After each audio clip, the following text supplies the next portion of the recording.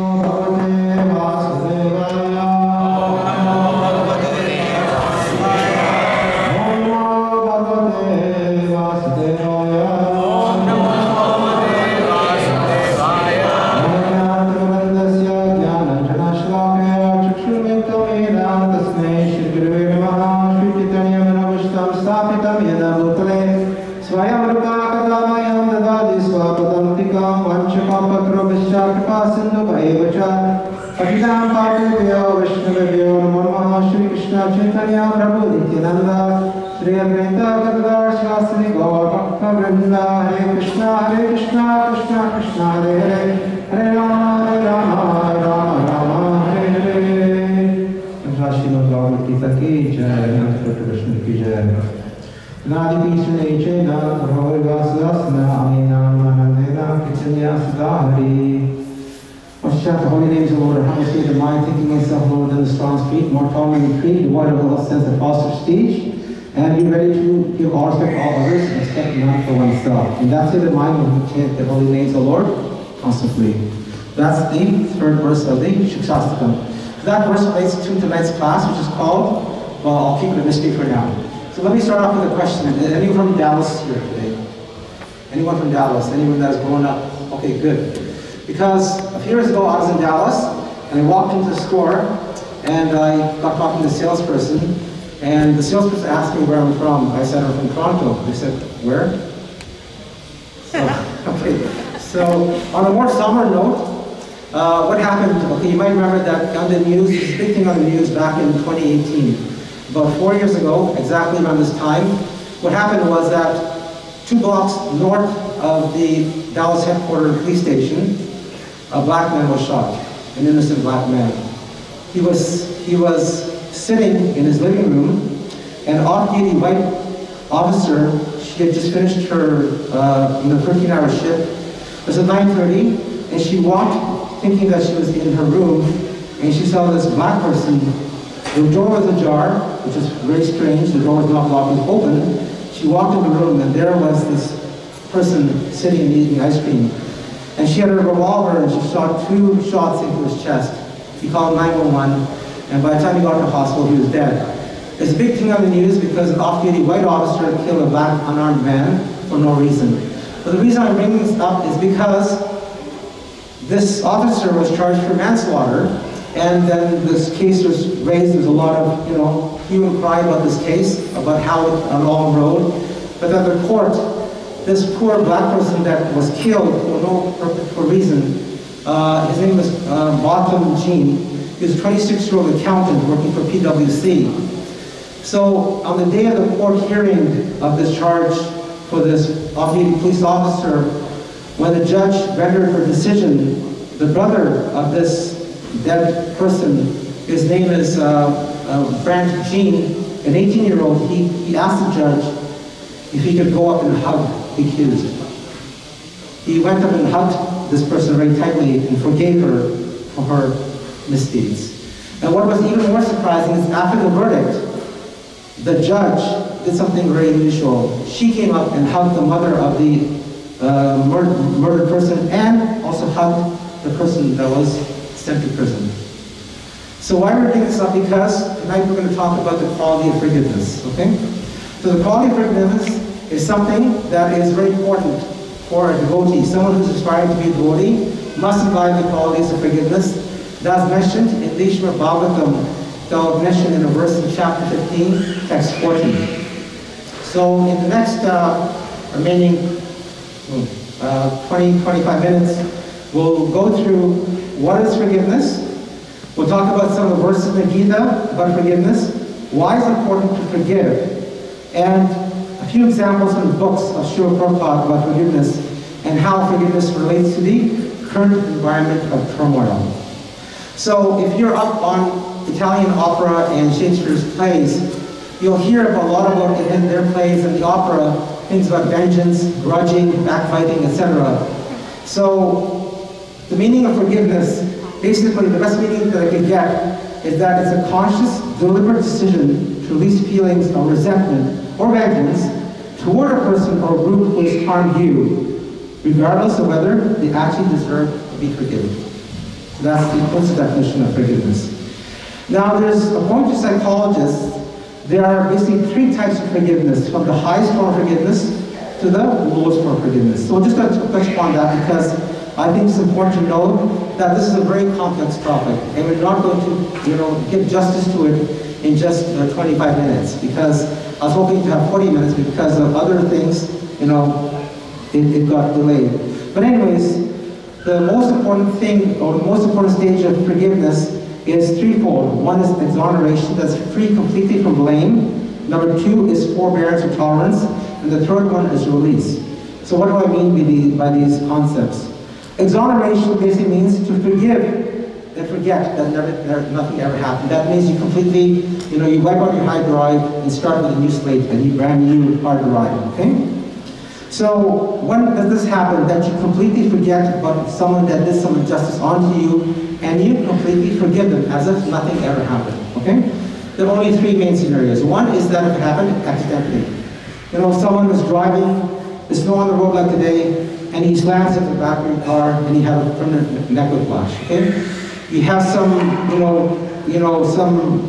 say, why did this happen? Sense of that, because you forgive that person, because it was an accident, Next thing is in the case of a child or a minor. Children do not know, some things happen that children do that very bad things.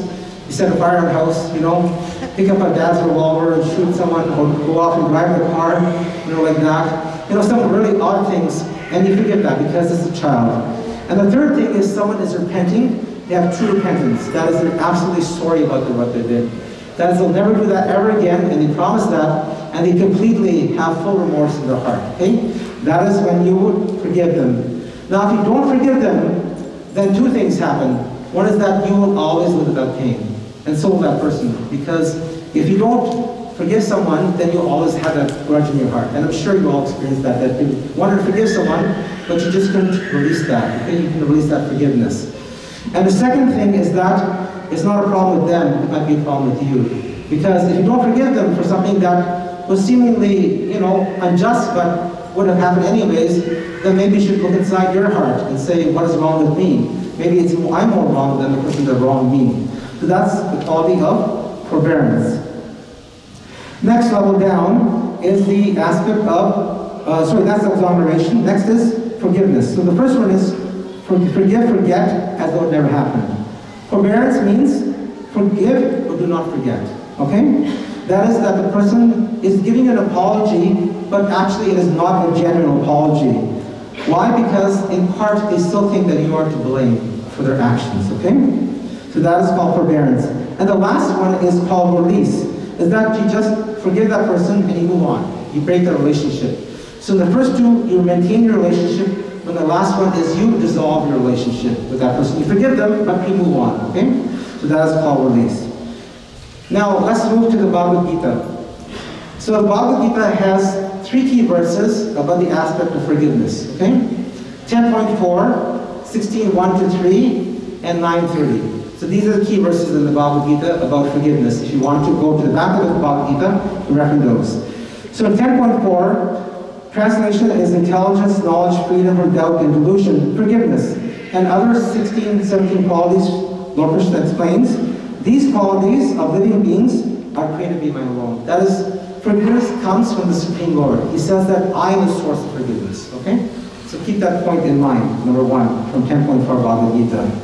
And in the purport, Prabhupada writes a very short line, but a very emphatic line. He says that Shama, which is forgiveness, tolerance and forgiveness, should be practiced. One should forgive and excuse the minor offenses of others. That's what Prabhupada says. Moving on to 16:1-3. In there are 26 qualities, and one of the qualities is forgiveness as well. So these are called transcendental qualities, and they, Lord Krishna says, they belong to godly people endowed with divine nature. So forgiveness is divine, okay? As it says, to err is human, and to forgive is divine. Alexander Pope, the 18th century Pope, said that. Very famous verse. To err is human, but to forgive is divine. Now, what is the most famous verse in the Bhagavad Gita about forgiveness? 9:30, right? Abhichadatsutaro bhajate mam ahanyabhat sadar eva samantavya sadar eva samyama. That is that samyama. That is that even if one is completely and most abominable, if he's engaged in devotional service, he's considered to be saintly because he's properly situated in his determination.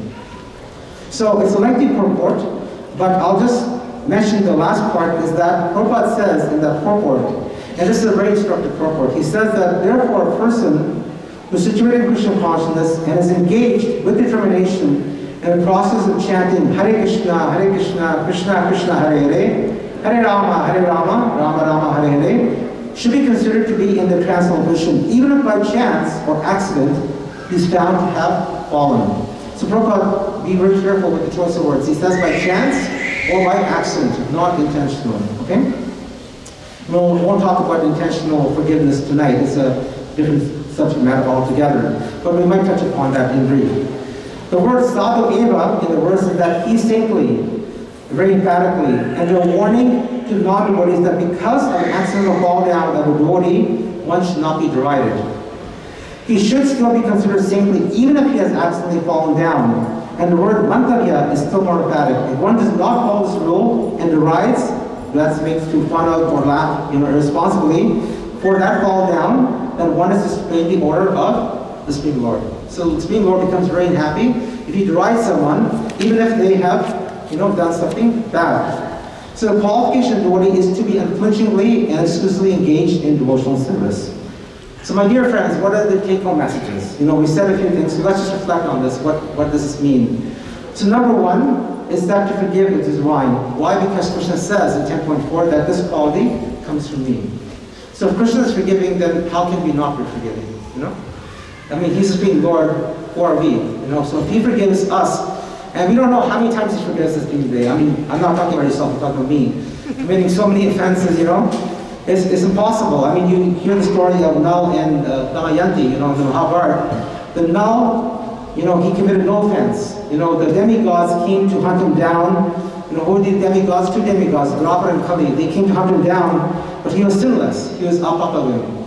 Until he did one mistake. What is that mistake that Nal did? He forgot to wash his hands after eating. Now, how many times do we do that? How many times do we actually wash our hands after eating immediately? He forgot that. And then that was the cause of his entire fall down, and that entire story is mentioned in the Mahabharata, a very nice story, about the aspect of forgiveness by his wife Damayanti. But anyhow, let's move away from that. So number one is that forgiveness is divine. Number two is that Krishna says we have to forgive, okay? Why? Because we just said Krishna forgives. Every day we commit countless mistakes, unknowingly or knowingly, and there's no hope of us. If he did not forgive us, then what are our chances to go back to God? Impossible. Impossible, especially in the stage of Kali. I'm not talking about Satyuga where everyone was sinless. So Jesus Christ taught that if you forgive others their transgressions, your Heavenly Father will forgive you. He says that in Matthew.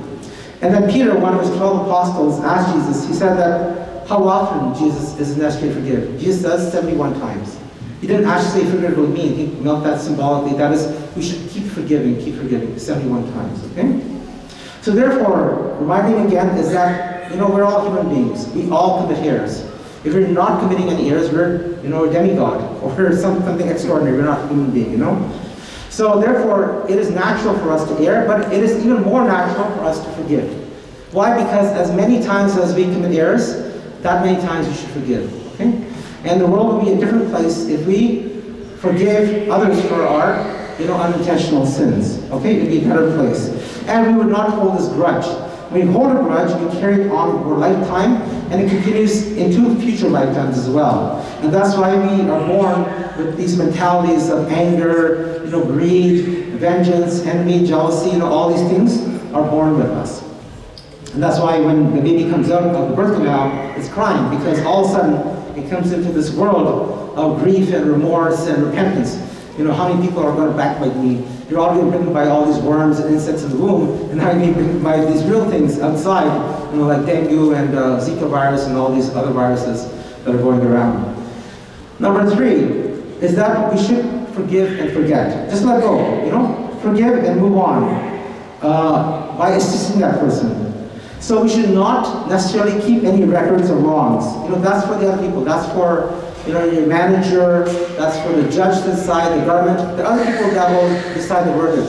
Unless we are designated in position of management, then we should not take upon the position of management. We should leave it to the higher authorities. Other thing is that we should give up any claim to be compensated for the hurt or loss that we have suffered.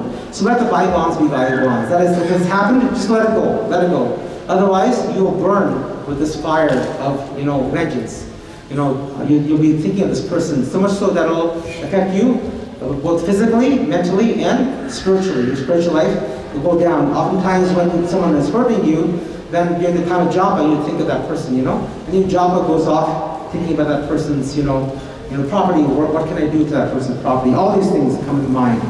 So therefore, the mind is judgment. Bhagavad Gita says that the mind tends to do things that we do not intend to do. Okay, the mind tends to do things, but we do not intend to do those things. Okay, so therefore, in society, when we see someone fall and commit some, failure, we should remember that in Krishna consciousness, we're not defined by our failures. Society may think that we're defined by failures. Oh, this is a man that once was a statesman, and now he's failed badly. Society will always think of the bad part. But Krishna does not look at it like Krishna. To everyone, we're his sons and daughters. Okay? So what actually defines us is not how we fall, but the fact that we do not rise from that fall. Okay? So that's the key thing. That if we do not get out of that, make a sincere attempt, then yes, okay, maybe we're a failure to ourselves. Okay? Number one. The other point is that Krishna is always ready to give you mercy. Okay? The mercy is always there. Alright? So therefore we should use Krishna with mercy to wash ourselves, but not whitewash ourselves. Okay? That is that we should pick up from where we left off, but not, some people when they do something bad, they, completely become reclusive. Then they do some other things, like they start taking, unwanted contaminants, drugs, they seek bad association, and so forth. They become remorseful. And then they do some really bad things. They might even commit, suicide. But one must rise above that, Like Lord Krishna says in the Bhagavad Gita, that one must rise above these calamities because these come and go. This is the material world, There's never such a time, when there was never any remorse in this world. So we have to live with these things and move on. So when we do these things, then it becomes lighter for us to move on. So therefore, the key point is that falling down is not a failure, but staying down is. Okay? So we should rise above that through good association, coming to the temple, seeking out a mentor who will help you, reading the books of Srila Prabhupada, and listening to classes on forgiveness and forgetfulness. So, the Bhagavad Gita, this verse that we just read, Apichatacharo 9:3 Bhagavad Gita, is a very instructive verse. Not only for the person that's fallen, but for the other people that see that person who's fallen. Why? Because we all can be in that position. Today we might be the temple manager, tomorrow we might be not allowed to come to the temple, That has happened, that can happen to any one of us. Why? Because Maya is very strong. Deviation Guna Maya, Maya Duratya. This material world, Bhagavad Gita says, it says in Bhagavad Gita in chapter 7:14, that this material world, this energy of the material world, is insurmountable. You cannot surmount that. He used the word impossible. Only if you hold on to Lord Krishna's lotus feet can you overcome this material energy. Otherwise, it's like if you're in the middle of the Atlantic Ocean, what are the chances you'll survive? Very slim. But if you have a strong lifeboat, a big boat, and people to grab onto you, yes, the chances of survival are better. And that is what it's called Sangha. This verse of 9:30 is actually all about Sadhu Sangha. That is for people that we all need Sadhu Sangha, because for people that have fallen, and any of us can fall, we need the tight rope of devotee association from falling into the grip of Maya. Right? Like sometimes when you see, when you go to the circus, well, we don't go to circus anymore, but when we used to, we see people walking on a tightrope. We're like a tightrope person, we're walking. And if you just slip, just like this world is like a sharp razor edge. If we don't pay attention when we're shaving, we can just cut ourselves. So on that tightrope, we can fall down, and that net is still there to catch us. But what if the net was not there? What is that net? That net is devotee association, the Sadhu Sangha. Okay? The Sadhu Sangha, Sarva Shastra Void. That is this Sadhu Sangha is that thing that will protect us from fall down. And if we fall down, that thing will bring us rise up from the fall down. So that's the key of 9:30. Now what do the teachers say about fall down? So let's talk about one of the teachers. His name was Gaura Govinda Swami. Some of you may know Gaura Govinda Swami. He passed on, went back to the spiritual world. And he talks about a story called the needle and a sieve. So all of us know what a sieve is, right? It's S-I-E-V. That's the thing that, a round circular thing that separates coarse from fine granules. Like, sometimes when you go to some villages, they have a sieve to separate the dal and the rice, from the horses. So that's called a sieve. So Gaura Govinda Swami, Gaura Govinda Maharaj says that the sieve is full of thousands of holes. But it is laughing at the needle. They say, hey needle, you have a hole in your back. But then the sieve doesn't realize how many thousands of holes. I'm like that. I say, oh, look at you. Who are you? But we forget how many faults we all have, That's Gaura Govinda Maharaj saying that.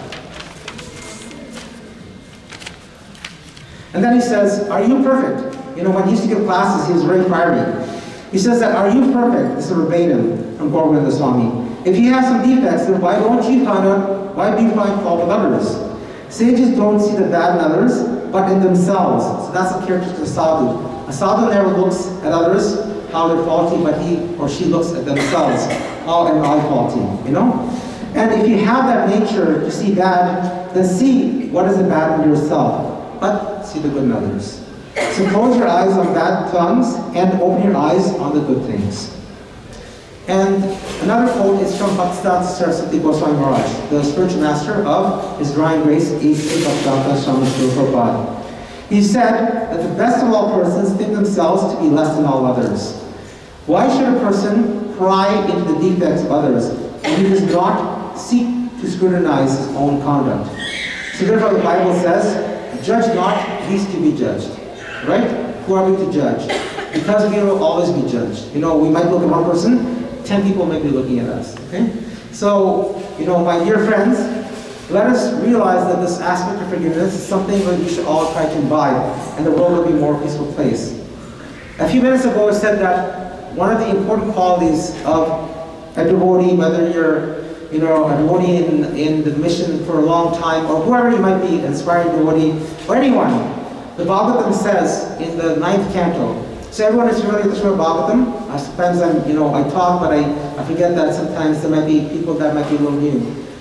So the Bhagavatam, you can actually talk in someone at the bookstore or the bookshelf outside on the hallway. What is Srimad Bhagavatam? I humbly urge any of you that are not familiar with the Bhagavatam, please go to the hallway, and some devotees will be there to tell you what is Srimad Bhagavatam. The Srimad Bhagavatam is your most important book in life. Without that, you cannot live life. It is the book that you all must have. Bhagavad Gita, yes, but the Bhagavatam unfolds the entire Bhagavad Gita. All the concepts that are mentioned in the Bhagavad Gita are mentioned in great degree to the Bhagavatam, and it gives you all the life lessons. If you memorize the entire Bhagavatam, not that we memorize, but if you understand the Bhagavatam, then surely, without doubt, you will reside at the Lord's feet, the Supreme Personality of Godhead, right there and then. So the Bhagavatam in Canto 9, Chapter 15, verse 40, okay, this is mentioned in the pastime of Daksha, of Durvasa Muni, and what he did is that he committed a great offense against Ambarish Maharaj. It's a long story, but basically he committed an offense against the Vaishnava. So the verse goes as follows: Shamaya Rocha Lakshmi Rameshware Yatha Prabha Shaminam Ashu Bhagavatam Stasyate Hari Ishvara. Translation for Prabhupada. The duty of a Brahmana is to culture the quality of forgiveness, which is illuminating like the sun. The Supreme Personality of Godhead, Hari, is pleased with those who are forgiving. Purport. Different personalities become beautiful by possessing different qualities. Janaka Pandit says that the cuckoo bird, even though very black, so if you look at a cuckoo bird generally is gray or black, and they're common in Europe, is beautiful because of a sweet voice. Similarly, a woman becomes beautiful by her chastity and faithfulness to her husband. And an ugly person becomes beautiful when he becomes a learned scholar. In the same way, Brahmanas, Kshatriyas, Vaishyas, Shudras become beautiful by their qualities. And twice Prabhupada mentions, Brahmanas are beautiful when they are forgiving. Kshatriyas when they're heroic and never retreat from battle. Vaishyas when they enrich cultural qualities and protect cows. And Shudras when they're faithful in the discharge of duties. Thus everyone becomes beautiful by special qualities, and special qualities of Brahmana, as given here is forgiveness. So therefore, when we become forgiving, we shine like the sun, illuminate like the sun, Lakshmi, like that, Rochita Lakshmi. So, and therefore, Hari Ishvara, Lord Hari becomes very pleased by the quality of forgiveness. Now, we're just short of time, but I'll just share with you two examples, okay? One is that of Maharaj Parikshit, and the other example is that of Maharaj Chitraketu. So Maharaj Parikshit, as you might know, is that he's the cause of the Srimad Bhagavatam. Maharaj Parikshit was our emperor about 5,000 years ago, and he was a very, perfect emperor, but he committed some mistake. And that mistake was simply to bring on the Bhagavatam. He was out on an expedition, and he's very hungry, very thirsty, and he came up to an ashram of Shamika Rishi. And unfortunately, he did something that was totally uncharacteristic of Vaishnava. He asked the Rishi, who was in deep trance, to give him a glass of water. And the Rishi was in deep trance thinking about this Supreme Personality Godhead. So he obviously did not hear Maharaj Parikshit ask for a glass of water. When he came to his ashram, Maharaj Parikshit got upset and put a dead snake around his neck. And the Rishi did not know that, but the news came to his young, unintelligent, childish son, who was called, Shringi. And when Shringi heard that, he immediately cursed this great emperor, Maharaj Parikshit, for something that was so negligible and so subtle. What did he do? He did not curse him to have a snake around his neck, but he gave him something much more than he even expected. He cursed him to die in 7 days. Imagine, something as little as putting down, not saying that that was just, he put a snake around, his father, but he cursed him to death, Is that equal or unequal? Very unequal, okay? But the amazing thing about Maharaj Parikshit is that he's the emperor of the Supreme world, okay? He's Vishnu Ratha. That is, Vishnu comes to solely protect him. But when this little Shringi, this childish like Shringi, gave him this curse, he did not, he did not revolt. He accepted this curse, okay? Very lovingly. Why? Because he felt that he was due for that. Why? Because inside his heart, he felt very bad. Not because he was bad that he was going to die in 7 days, but because he felt very bad that he committed such a great offense to a Vaishnava, Shamika Rishi. So a person that is very, cool-hearted like a Vaishnava is never thinking that I'm going to be dying in 7 days, but instead what worried him was much more the fact that he had insulted Shamika Rishi, point number one. Point number two, but he did not ask for apology. Why? Because Shamika Rishi had already felt very bad that his son had cursed such a great emperor to die. Something very, very, very, very bad. Similarly, in the 6th canto of the Bhagavatam, Chitraketu Maharaj was also a very great devotee, a very powerful devotee. He had the blessings of Shakrashan. He was a devotee of Narad Muni. So Narad Muni gave a mantra to get the Supreme Lord in 7 days. So in 7 days plus 3 more days, he got the darshan of Shakrashan. So he came to a very high position very quickly. So with that, he became a bit prideful.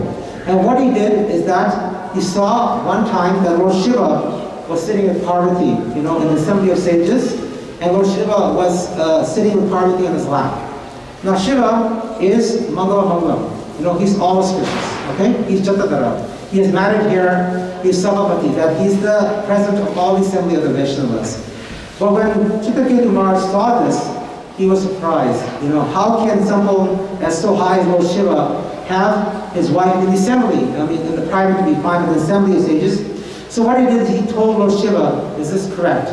And then Parvati, I'm just running this fast forward, it's mentioned in chapter 6, I think in canto 14, chapter 14, 15, is that she cursed him to become a demon, And her curse for a demon was that, he would still be a devotee. And because she cursed him as a demon, as Vratasura, he went back to Godhead immediately. When he was killed by Indra, he went back straight to the planet of Shakrashan. Okay? So the point that I'm making, dear friends, is that he did not revolt at that time. Okay? He's a king. Both Maharaj Parikshit and Chitraketu Maharaj could have counteracted that curse. He was more powerful, so that even Parvati Devi, he could have counteracted that curse. Maharaj Parikshit could just do that, and he could have counteracted that curse. But they accepted that curse and felt very bad in their heart for that. So the point that I'm making is that the greater you are, you can also fall down, but never feel bad for anyone, because, it is said that that there's always a reason behind why things happen. And that's why great sages like Maharaj Parikshit and Chitraketu Maharaj can understand the reason behind this. So therefore, when we are caught in a situation like this, we should remember what they went through. All right. So we're almost out of time, but we can go on.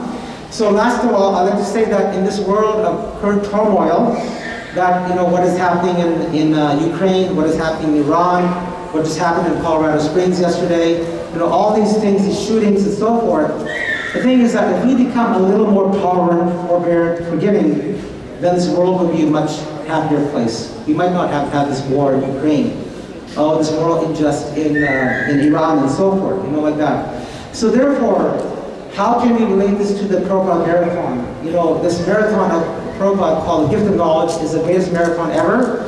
There's the Boston Marathon, this marathon, that marathon. But this marathon is a marathon of life. This marathon ends all other marathons. You don't have to do any other marathon except go to this marathon called the Gift of Life. Prabhupada says that, if one does a class, like I'm doing a class, maybe there might be some people that might take some message away. But even better than doing a class is to give someone the gift of life, and that is give them a book. So I urge all of you that the one take-home message from this class is that if there's anyone that you've done wrong, and you wish that we had forgiven them, then why not in this, in this book season of the Prabhupada Marathon, take some books with you, take a case of Bhagavad Gita, and write down all the people that you have forgiven, and call them and give them a Bhagavad Gita during this time of giving. So that's one message that I can take from this class is take a box of Bhagavad Gitas before you get into your car tonight, and in the next 4 weeks until the marathon ends, give it to people that you would have otherwise wished you could forgive. Nice get that. Haribol. So with that, we'll close.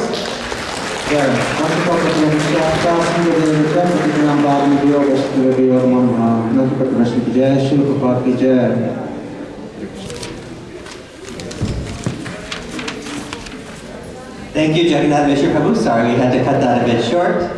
We have a few announcements here. So today, our upcoming events are our Krishna Fun School is having their upcoming Gita contest, as well as their regular Sunday classes every Sunday from 5 to 7 for ages 3 to 17. For more information, you can visit our website, torontokrishna.com. And today's feast is cooked by Sucharno Padma Devidasi and her team. There is no sponsor for today's feast. You can sponsor the feast or deity garlands every Sunday to commemorate various occasions. For more information, there's a poster at the front desk. You can also see Neetu Mataji at the front desk if you have any questions. Our next big event is Gita Jayanti, which will be upcoming on December 3rd. Our program will begin at 3:30 p.m. We will be reading the entire Bhagavad Gita. We will most likely be alternating from Sanskrit and English to get a mix of both. So we encourage everyone to join us. It'll be a really nice program, and I'm sure you are all looking forward to it, as it's been a few years since we've been able to celebrate in person. And we have one sad announcement. Our mother Subhuti, as many of you know, are one of our senior devotees and former temple president, very active in our temple. Her brother passed away. His name was Ramesh Bedi. So I just request everyone to chant the Mahamantra together in his memory. Hare Krishna, Krishna Krishna, Hare Hare, Hare Rama, Rama Rama, Hare Hare, Hare Krishna, Krishna Krishna, Hare Hare, Hare Rama, Rama Rama, Hare Hare, Hare Krishna, Krishna Krishna, Hare Hare, Hare Rama, Rama Rama, Hare Hare. So next Sunday, we will be very fortunate to have our very own Bhakti Marg Swami here, and he'll be giving our class, so it's not to be missed. And so before I have some more announcements, we have a special guest to make the rest of the announcements, but just before that, if anyone is here for the first time, we have Jessica over here who will be more than happy to answer any of your questions and take you on a brief tour of the building. So once it's time for prasadam, please come and see Jessica. And if any of you who have been here for a while would like to assist in this newcomer program, you can also see Jessica. And so once again, so we'll have some more announcements, but